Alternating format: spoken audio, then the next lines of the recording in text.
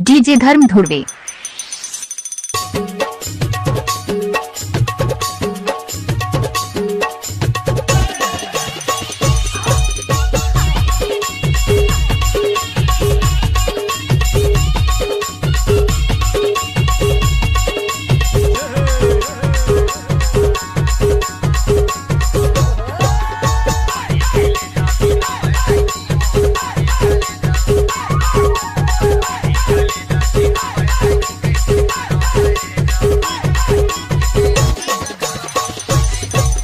जब तक सूरज चांद रहेगा यूट्यूब में धर्म भाई का नाम रहेगा।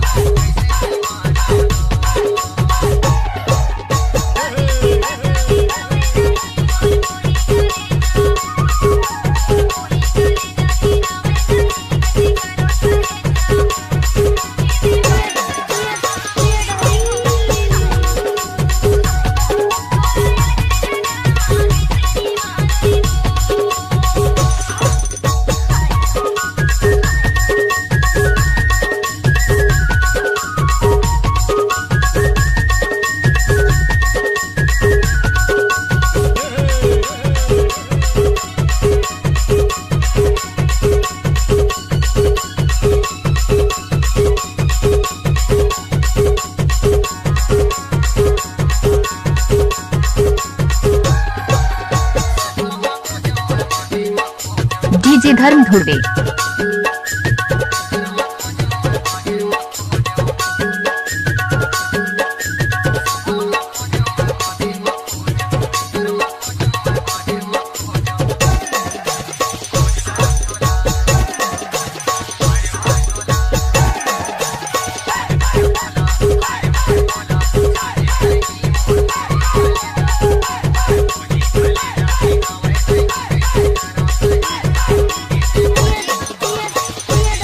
जब तक सूरज चांद रहेगा यूट्यूब में धर्म भाई का नाम रहेगा।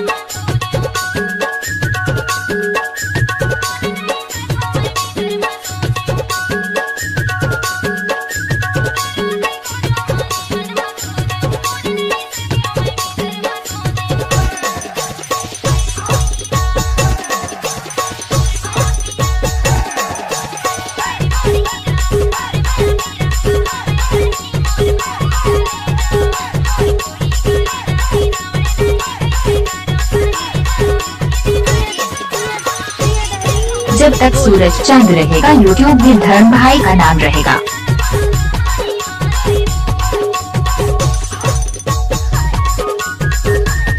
डीजे धर्म का मिक्स किया हुआ गाना।